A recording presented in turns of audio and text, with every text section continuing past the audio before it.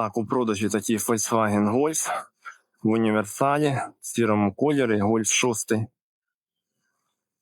Двигуном у нас 1.4 TSI на 122 кінські сили на автоматі. Тут автомат у нас DSG.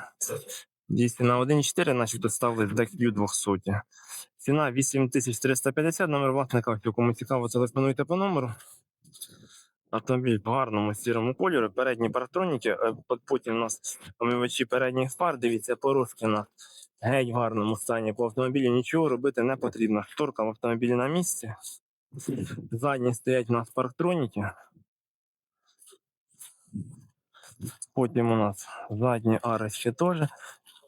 Так, тут у нас тряпчаний талончик, 4 електросходи-діймача, автомат, двохдонний клімат, підігрів передніх сидінь, бортовий комп'ютер. Так, кому цікаво даний автомобіль, 8350, телефонуйте по номеру до власника.